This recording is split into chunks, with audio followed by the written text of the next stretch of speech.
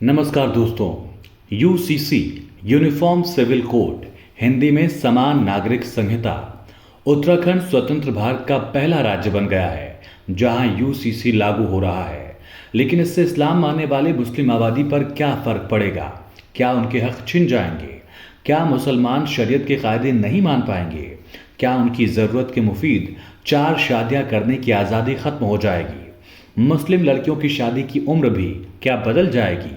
क्या शरीयत के तय कायदे के हिसाब से मुसलमान जायदाद का बंटवारा नहीं कर पाएंगे? और क्या इद्दत पर भी रोक लग जाएगी? आपके एक एक शक को सुबह का हम जवाब देंगे। लेकिन उससे पहले अगर आपने हमारे चैनल को सब्सक्राइब नहीं किया तो प्लीज़ सब्सक्राइब कीजिए। उत्तराखंड में यूसीसी लागू हो गया है और तय माना जा रहा है कि इसके बाद असम, गुजरात, राजस्थान और फिर उत्तर प्रदेश के साथ ही इसको देश में लागू करने की तरफ कदम बढ़ाए जा सकते हैं। लेकिन यूसीसी लागू होने के बाद मुसलमानों की जिंदगी में क्या बदलाव आया है उत्तराखंड में, सबसे पहले ये समझिए।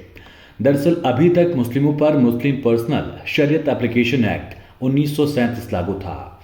इसी के तहत मुस्लिम शादी, तलाक और भरण पोषण भत्ता नियम था जो शरीयत कानून के आधार पर थे। लेकिन यूसीसी आने पर बहुविवाह, हलाला, इद्दत, 18 साल से कम उम्र की लड़कियों की शादी, ऐसी तमाम प्रथाओं पर असर पड़ेगा। सबसे पहले बात बहुविवाह यानी कई शादियों की। अब तक शरीयत के हिसाब से मुस्लिम मर्दों को ज़रूरत और जिम्मेदारी के साथ 4 बीवियों की इजाज़त थी।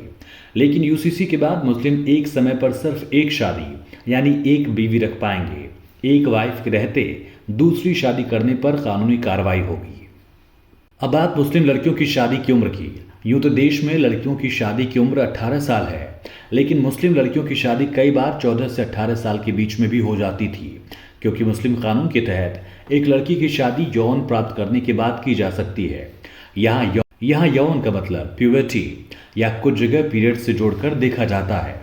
लेकिन यूसीसी के बाद अब मुस्लिम लड़कियों की भी शादी की उम्र 18 साल हो गई है। इससे कम उम्र में शादी पर कानूनी कार्रवाई होगी। निकाह हलाला पर क्या असर होगा ये भी समझिए, लेकिन उससे पहले ये है क्या ये जानिए। इस्लाम में औरत को 3 तलाक देने के बाद दोबारा उसी महिला से विवाह करने की प्रक्रिया को निकाह हलाला कहा जाता है। अगर किसी पुरुष ने औरत को ट्रिपल तलाक दे दिया तो उसने उस औरत का अपमान किया है और अब वो शख्स उस औरत से दोबारा तब तक शादी नहीं कर सकता जब तक वो औरत किसी दूसरे पुरुष से निकाह कर तलाक न ले ले। यूसीसी के बाद इस पर सीधे तौर पर रोक लग गई है। हालांकि ट्रिपल तलाक पहले से ही कानूनन जुर्म था। वहीं बात अब संपत्ति और जायदाद की। अब तक मुस्लिम व्यक्ति अपनी संपत्ति का 1/3 हिस्सा किसी को भी दे सकता था, जबकि बाकी का हिस्सा उसके परिवार के सदस्यों को ही मिलता था। अगर मरने से पहले कोई वसीयत नहीं लिखी गई थी तो फिर संपत्ति का बंटवारा कुरान और हदीस में बताए तौर तरीकों से होता था। लेकिन अब संपत्ति के बंटवारे के नियम सबके लिए बराबर कर दिए गए हैं। शरीयत के हिसाब से बंटवारा नहीं हो सकेगा। इद्दत पर भी पूरी तरह से रोक रहेगी। इद्दत एक तरह का वेटिंग पीरियड होता है जिसमें मुस्लिम महिला को अपने पति की मौत या तलाक के बाद पूरा करना होता है। इसमें तलाक के लिए 3 महीने 10 दिन की इद्दत होती है और अगर पति की मौत हो जाए तो ये टाइम पीरियड 4 महीने 10 दिन का होता है।